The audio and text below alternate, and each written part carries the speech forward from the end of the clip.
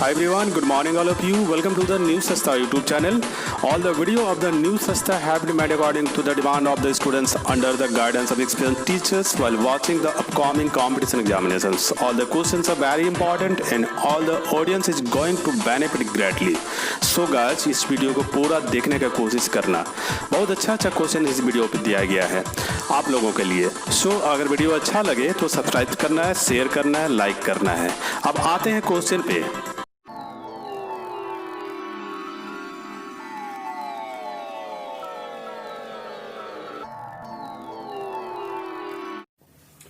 तो आज का टॉपिक है हम लोग रेशियो एंड प्रोपोर्शन.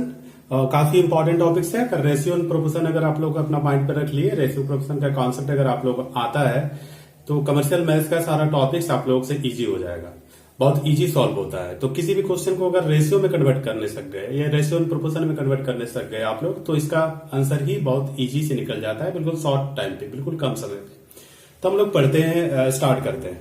देखिए, रेशियो आप लोग को इस तरह का डबल डॉट का साइन होता है और प्रोपोर्शन में 4 डॉट लगते हैं, 4 डॉट लगते हैं. तो ये आप लोग हिंदी में इसको बोलते हैं अनुपात, और ये हो गया समान अनुपात. देखिए, अनुपात का साइन ये डबल डॉट होता है, समान अनुपात का साइन 4 डॉट होता है. तो रेशियो को हम लोग फ्रैक्शन में कन्वर्ट करते हैं. फ्रैक्शन ही रेशियो है. तो फ्रैक्शन में क्या क्या फ्रैक्शन आता है, जैसे कि न्यूमरेटर एंड डिनोमिनेटर. ये आप लोग को अंश बाई हर होता है, न्यूमरेटर एंड डिनोमिनेटर. समान अनुपात में क्या हो जाता है कि बीच में आपको इक्वल पुट करना पड़ेगा, x by y equal to a by b. देखिए, रेशियो का ही सेकंड पार्ट होता है.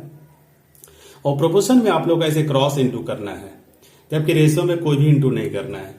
तो एक्स बाई वाई यानी फ्रैक्शन के फॉर्म में, यानी किसी भी डिजिट का स्मॉल स्टैंडर्ड यूनिट ही रेशियो बोला जाता है. किसी भी नंबर का सबसे छोटा संख्या, सबसे छोटी यूनिट को ही हम लोग रेशियो बोलते हैं, और प्रोपोर्शन उसी का समान अनुपात को ही बोला जाता है. तो एक्स बाई वाई कोई भी आप डिजिट ले सकते हैं, 2/3. इसको आप लोगों को रेशियो में लिखना है, तो x is to y equal to 2:3 आप लोगों को लिखना है. लेकिन समान अनुपात यानी प्रोपोर्शन का कंसेप्ट क्या होता है कि ये A is to B double ratio C is to D. देखिए, एक ही कॉन्सेप्ट है, इसको आप लोग अपना माइंड पे याद रखना है, अपना दिमाग पे रखना है. A is to B double ratio C is to D, ये काफी इंपॉर्टेंट है. और प्रोपोर्शन यानी समान अनुपात का केवल और केवल एक ही कॉन्सेप्ट है, इसी को अपना माइंड पे याद रखना है. तो रेशियो में किस तरह का क्वेश्चन पूछते हैं और प्रोपोर्शन में किस तरह का क्वेश्चन पूछते हैं, बिल्कुल इजी टॉपिक्स है, इसको अपना माइंड पे रखना है. तो उस पर हम लोग आप फोकस करते हैं, बिल्कुल ट्रिक्स में पढ़ेंगे आप लोग, शॉर्ट टेक्निक पे पढ़ेंगे.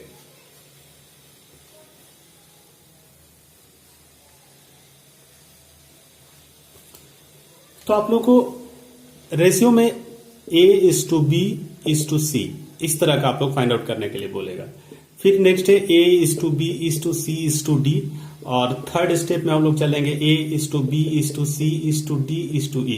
देखिए, सीक्वेंस बन रहा है, सीरीज बन रहा है, आगे भी बनते चला जाएगा. तो मैं सिर्फ और सिर्फ 2 ही मेथड बताऊंगा इसका, उसको अपना दिमाग में याद रखना है कि A is to B is to C, A is to B is to C is to D कैसे निकाला जाता है. ई भी उसी तरह का सॉल्व होने लगेगा.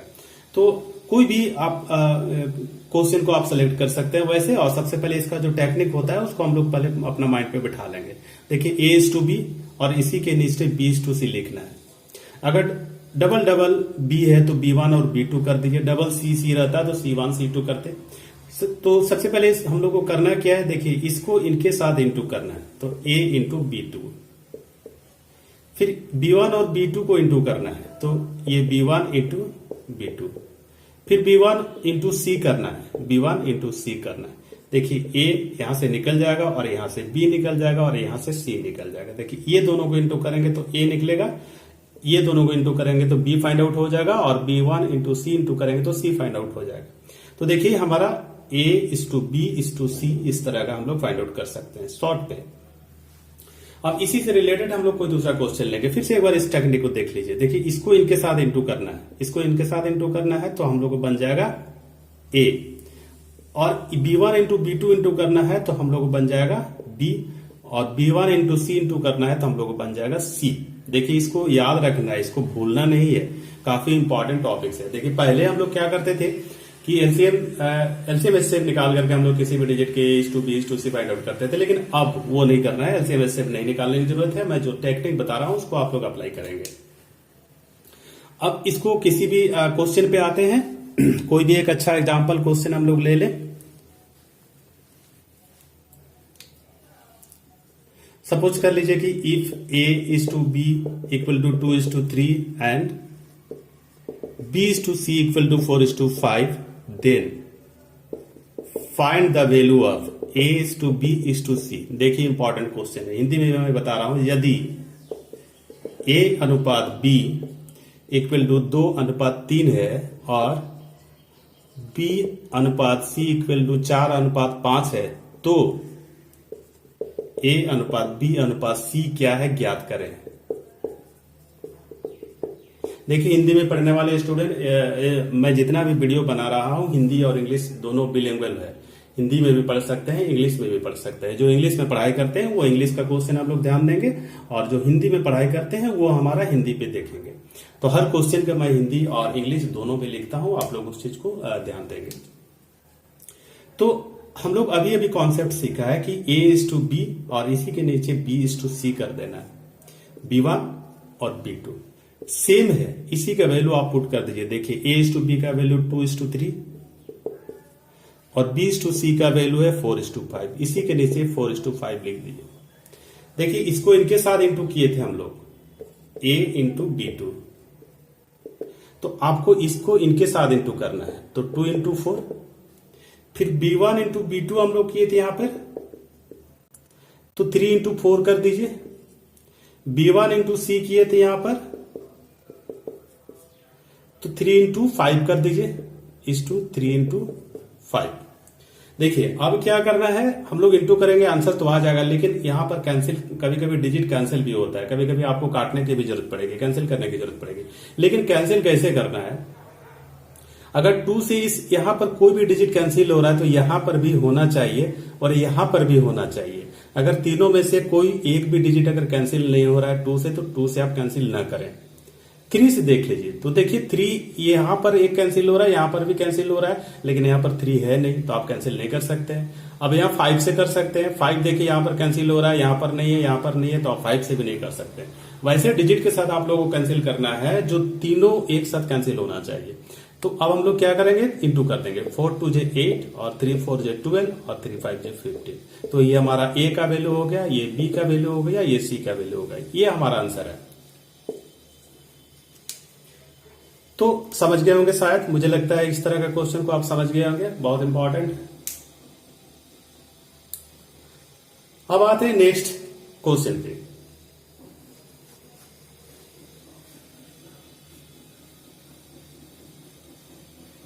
अभी थोड़ा इजी बता रहा हूं आप लोगों को, इसके बाद अभी देखिए तुरंत अच्छा अच्छा क्वेश्चन आने वाला है।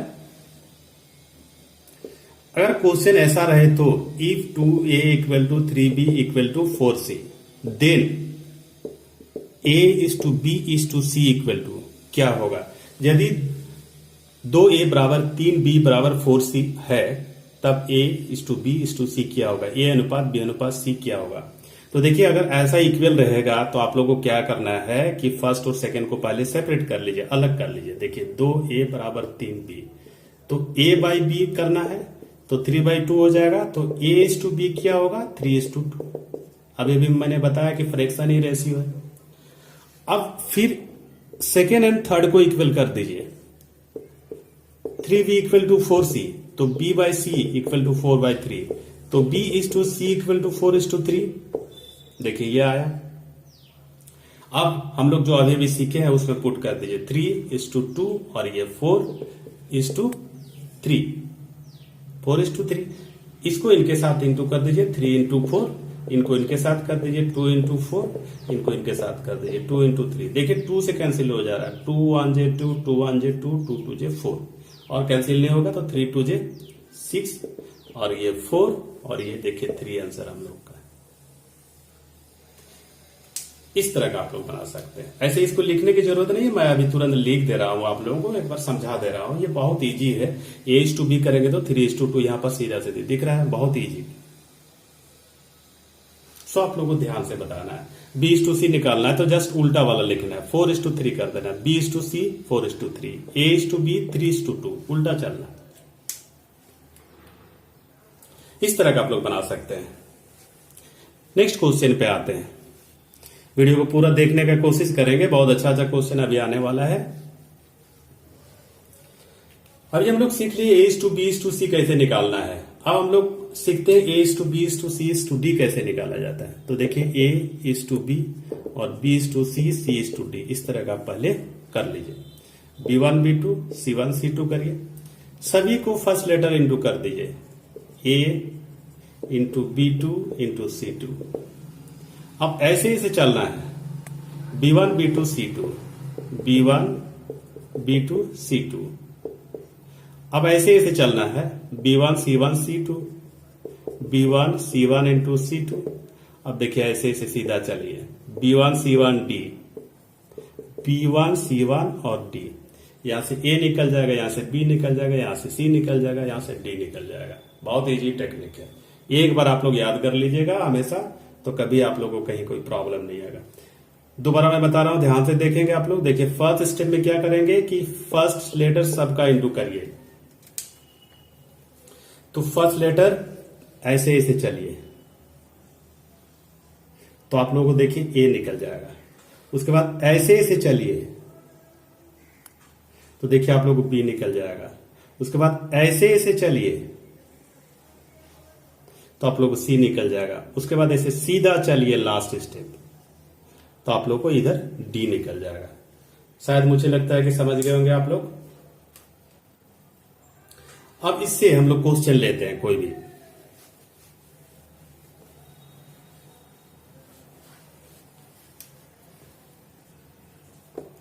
If A is to B equal to 2 is to 3, B is to C equal to 1 is to 2, and C is to D equal to 3 is to 5, then A is to B is to C is to D। तो वैसे ही put कर देना है, बहुत easy. 1 is to 2 और 3 is to 5। अब सबको देखिए, इसको इसको इसको इंटू करना है। 2 इंटू 1 इंटू 3, फिर 3 1 3, 3 into 1 into 3, 3 2 3, 3 into 2 into 3, 3 into 2 into 5, 3 into 2 into 5। Cancel 3 से हो जाएगा। देखिए सब जगह 3 है। 3 1 जे 3, 3 1 जे 3, 3 1 जे 3, 3 1 जे 3। ऑफ कैंसिल नहीं होगा। तो अब देखिए 2, यहाँ 3 बचा, यहाँ 6 बचा और यहाँ 10 बचा। तो ये A का वैल्यू है, ये B का वैल्यू है, ये C का वैल्यू है और ये D का वैल्यू है। ये हम लोग का आंसर है। कहीं कोई एलसीएम वगैरह निकालने की जरूरत नहीं है। आप लोग एलसीएम निकालना ही नहीं है, ट्रेडिशनल अपना पॉइंट से हटा दीजिए। अब आते हैं अच्छा क्वेश्चन पे। ये डी तक था और ई तक आप लोग समझ गए होंगे कि ये सीक्वेंस बन रहा है। वैसे ई तक मैं बता दूंगा अभी, और ई तक देख लीजिए। उसका क्वेश्चन आप लोग घर पे बना सकते हैं। धीरे धीरे अगर क्वेश्चन का लेवल हाई करते चला जाएगा, थोड़ा डिफिकल्ट करते चला जाएगा, तो ई तक भी पूछ सकता है। और मेंस एसएससी हो, बैंक हो, रेलवे हो, मेंस एग्जाम में आप लोग पूछ सकता है ई तक। तो ई तक निकालना कैसे है, तो हम लोग देखिए A is to B, B is to C, C is to D और D is to E। 1 2 कर दीजिए। B1 B2 C1 C2 D1 D2। सभी का फर्स्ट लेटर इंटू करना है। A B2 C2 D2, A into B2 into C2 into D2, B1 B2 C2 D2, B1 B2 C2 D2, B1 C1 C2 D2, B1 C1 C2 D2, B1 C1 D1 D2, B1 C1 D1 into D2 और एक step बचा B1 C1 D1 और E, B1 C1 D1 into E। देखिए यहां से हम लोग को निकल जाएगा A फर्स्ट स्टेप में, और यहां से B निकल जाएगा, यहां से C निकल जाएगा, यहां से D निकल जाएगा और यहां से E निकल जाएगा। बिल्कुल इजी मेथड है। ध्यान से पढ़ेंगे आप लोग, अच्छी तरह इसको कॉपी करके नोट बना करके रखना है, बहुत ही इंपॉर्टेंट है। आपको क्वेश्चन पे आते हैं। बहुत अच्छा अच्छा क्वेश्चन है मेरे पास। उस क्वेश्चन को हम लोग सॉल्व करते हैं शॉर्ट टेक्निक पे।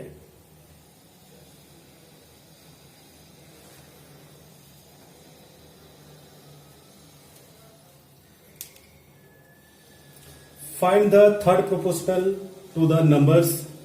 Question number, find the third proportional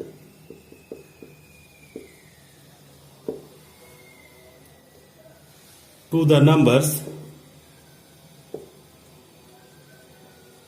कोई भी नंबर ले सकते हैं 5 एंड 10। तो देखिए ये भी इंपॉर्टेंट है। हिंदी में मैं एक बार लिख दे रहा हूं। तीसरी समानुपात क्या होगा? जो संख्याएं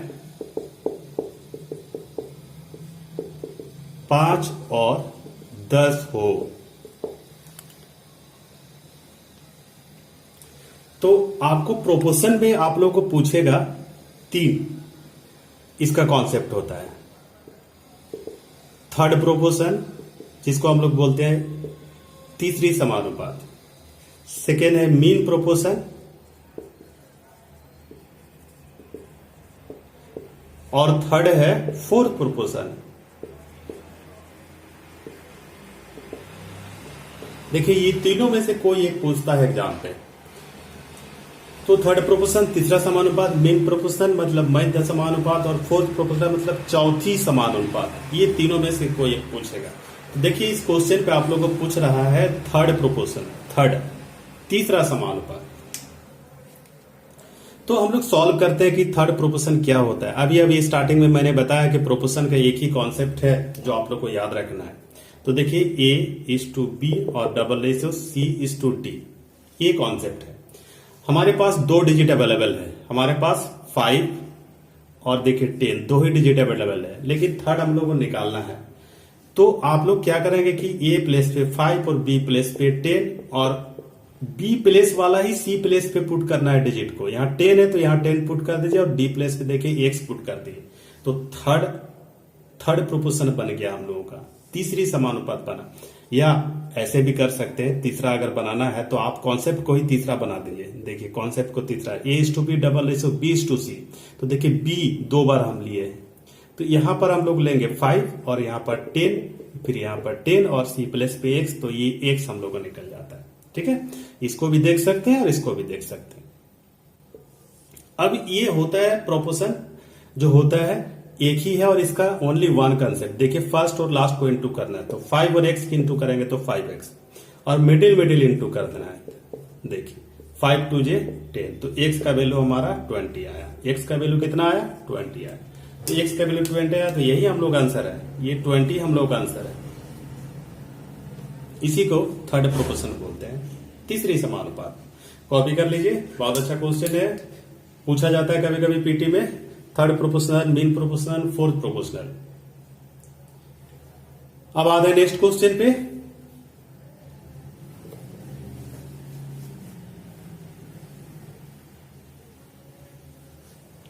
देखिए वीडियो बन रहा है हर पार्ट का, करीब करीब एक चैप्टर में 10 से 15 पार्ट बन रहा है। तो आप लोग हर क्वेश्चन को देखने का कोशिश करेंगे, हर वीडियो को देखने का कोशिश करेंगे, और पूरी तरह देखिए। A mixture of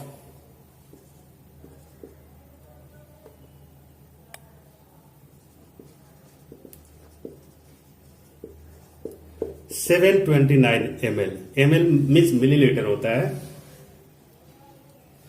contains milk and water,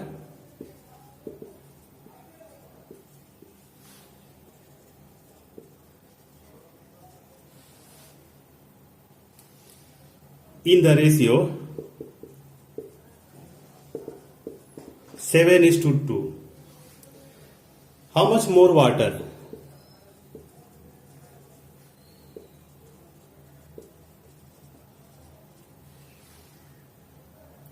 is added to get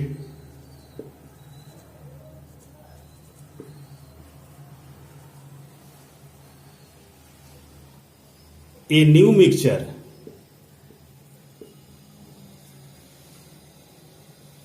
containing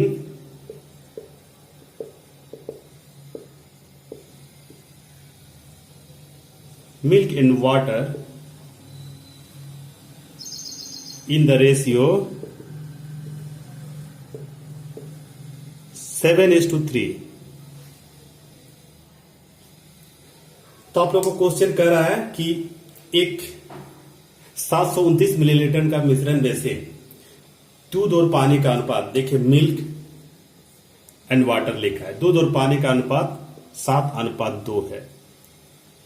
तो कितना पानी, how much more water is added to get a new mixture, कह रहा है कि नए मिश्रण में कितना पानी और मिला दिया जाए कि दूध और पानी का अनुपात 7:3 हो जाएगा। एकदम शॉर्ट में देखिए मैं इसको बता रहा हूं, आप लोग ध्यान देंगे। देखिए 7:2 दो रेशियो है और एक 7:3 है, यही दो रेशियो है 7:2 और देखिए 7:3। इसको प्लस कर दीजिए 7 और 2 9, इसको भी प्लस कर दीजिए 10। तो देखिए आपको पहले जो मिक्सचर दिया हुआ है, मिक्सचर दिया हुआ है 729 मिलीलीटर का, देखिए ये 729 ml का ये मिक्सचर है, पहले इस रेशियो में था। इसका मतलब होता है कि अगर दोनों को प्लस कर देंगे, मिल्क एंड वाटर का, दूध और पानी को, तो इतना यूनिट का 729 है, तो इतना का हम लोग निकाल लेंगे। मेरा कहने का मतलब है कि 729 ये है। तो शॉर्ट पे इसको हम लोग कैसे करेंगे, देखिए ये वाला आपको न्यूमरेटर बना देना है और 9 डिनोमिनेटर बनाइए, इनटू ये मिक्सचर को इनटू कर दिए,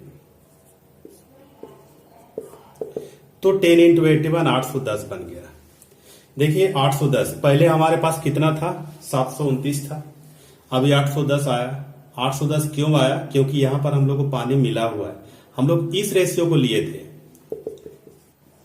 इस रेशियो को देखिए न्यूमरेटर बनाया, तो जो आप लोग न्यूमरेटर बनाएंगे, जो अंश बनाएंगे, वो आपका वैल्यू आएगा यहां पर। तो देखिए हम लोग 10 वाला बनाए थे, तो 10 वाला वैल्यू 810 है, और ये 9 वाला वैल्यू जो है ये वाला है 729, लेकिन बढ़ गया। लेकिन कितना बढ़ गया वो हम लोग को यहां पर पता लगाना है। तो देखिए हम लोग को बन गया है इधर 81, इतना बढ़ गया है। इसका मतलब क्या हुआ कि हाउ मच मोर वाटर, इसका मतलब इतना पानी मिला दिया गया था, इतना वाटर मिला दिया गया था। तो इतने वाटर मिलाने से हम लोग को ये रेशियो बन रहा था 7:3। तो हमारा आंसर यही होगा 729 पहले था, बाद में 810 बना और 81 हमारा आंसर है। तो 81 मिलीलीटर वाटर को मिला दिया गया था, तब जाकर के हमारा ये रेशियो बना था 7:3। बिल्कुल देखिए शॉर्ट पे, कहीं कोई कैलकुलेशन ऐसा नहीं है जहां पर आप लोगों को समझ में नहीं आ रहा। सिंपल है, इसको प्लस कर दिए, ऊपर लिख दिए, और इसको प्लस कर दिए, नीचे लिखे, इंटू, इसको इंटू कर दिए, तो हमारा वैल्यू 810 आ गया। 810 आया तो 810 से 729 को माइनस कर लिए, 810 से 729 को माइनस कर लिया हम लोग, तो जो हमारा वैल्यू है 81, उतना ही वाटर मिला दिया गया था, इतना पानी मिला दिया गया था। तो देखिए ये हमारा आंसर है, बिल्कुल शॉर्ट पे। हर क्वेश्चन को अच्छी तरह समझने का कोशिश करेंगे। देखिए अच्छा अच्छा वीडियो में लेके आ रहा हूं, अच्छा अच्छा क्वेश्चन आप लोगों के सामने में लेके आ रहा हूं। सो अब आते हैं नेक्स्ट क्वेश्चन पे।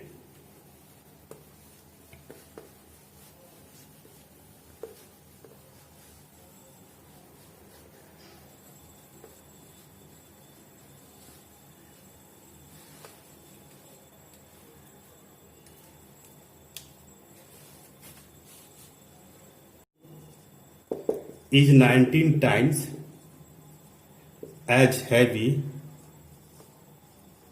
as water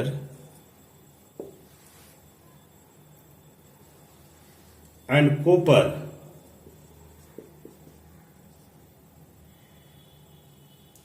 nine times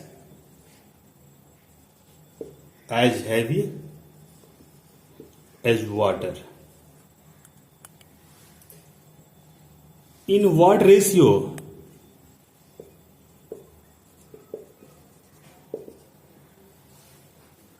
should these metals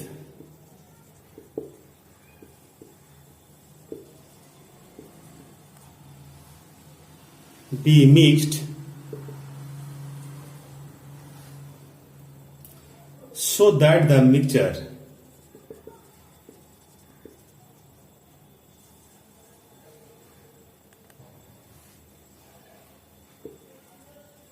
may be 15 times as heavy as water। तो क्वेश्चन आप लोग समझ लीजिए एक बार। Gold is 90 times as heavy as water and copper 9 times as heavy as water. In what ratio should these metals be mixed so that the mixture may be 15 times as heavy as water? कह रहे कि सोना 19 गुना पानी से भारी है और तांबा 9 गुना पानी से भारी है, तो क्या अनुपात मिलाया जाए कि मिक्सचर 15 गुना पानी से भारी होगा। देखिए मिक्सचर एलिगेशन से रिलेटेड लग रहा है क्वेश्चन, लेकिन ये प्रोपोर्शन रेशियो प्रोपोर्शन से रिलेटेड होता है। मिक्सचर एलिगेशन रेशियो प्रोपोर्शन से बना है।